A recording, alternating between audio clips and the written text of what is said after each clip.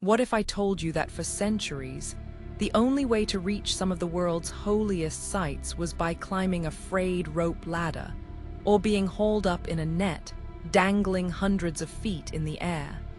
Picture this. A landscape that looks like it belongs on another planet. Enormous stone pillars, some as tall as skyscrapers, rise abruptly from the plains of central Greece. And perched on top of these impossible rocks, seemingly glued to the cliffs, are ancient monasteries. This is Meteora, a name that literally means suspended in the air, and for good reason. For nearly 700 years, this has been one of the most isolated, sacred, and gravity-defying places on Earth. But how did monks build entire communities on top of these sheer cliffs? And why would anyone choose to live in a place so difficult to reach? The story of Meteora is not just about faith. It's about one of the most daring architectural and spiritual experiments in human history. It all started in the 9th century, when the first hermits arrived in the valley below these stone towers. They weren't seeking fame or security. They were seeking solitude, a place to get closer to God, far from the turmoil of the world. They climbed into caves in the rock faces, living in near-total isolation. But as political instability grew, with invading armies and rising conflict, these hermits realized they needed more than solitude. They needed safety. And so, they looked up. The only way to achieve true security, they decided, was to go where no army could follow. To build not just chapels, but full monasteries on the summits of these unreachable rocks.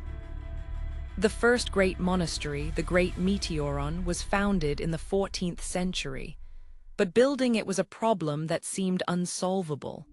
There were no stairs, no paths, no cranes, just smooth, vertical rock. So how did they do it? They had to become master climbers.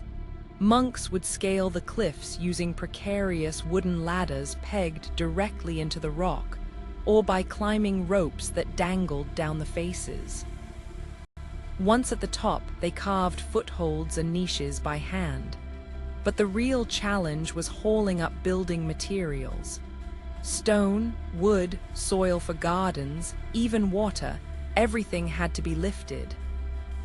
Their solution was as simple as it was terrifying.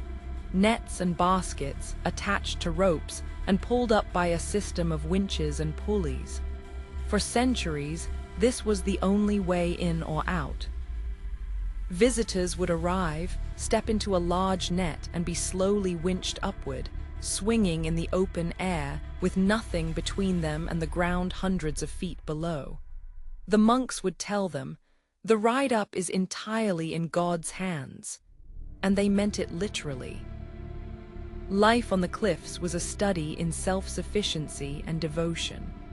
The monks built reservoirs to collect rainwater, cultivated small gardens in soil they had carried up basket by basket, and stored supplies to last through harsh winters.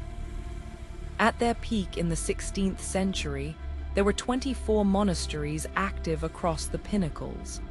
They weren't just places of prayer, they were fortresses of culture. Monks preserved ancient manuscripts, painted breathtaking frescoes, and maintained libraries that held knowledge that might otherwise have been lost to time. But over the centuries, their numbers dwindled. Access improved with the carving of steps into the rock and later, bridges. But with easier access came more visitors, and the strict, isolated way of life began to change.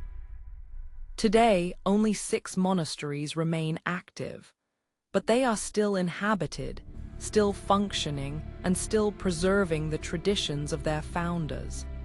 Visiting Meteora today, you can climb modern stairs and cross bridges to enter these sacred spaces. You can stand in chapels where the silence feels ancient, and look out from balconies that hang over the edge of the world. But if you look closely, you can still see the old rope baskets, the winches, the faded sockets in the rock where ladders once rested. You're walking in the footsteps and the handholds of people who believed so deeply in their purpose that they built heaven on cliffs that touched the sky. The monasteries of Meteora stand not just as monuments to faith, but to human ingenuity, perseverance, and the powerful desire to reach for something higher, both literally and spiritually. They remind us that sometimes the most meaningful places are the hardest to reach, and that isolation, chosen not out of fear but out of purpose, can create something that endures for centuries. If you could visit any ancient wonder suspended between earth and sky, where would it be? Let me know in the comments. Your suggestion might just be our next Wonder Explorer adventure.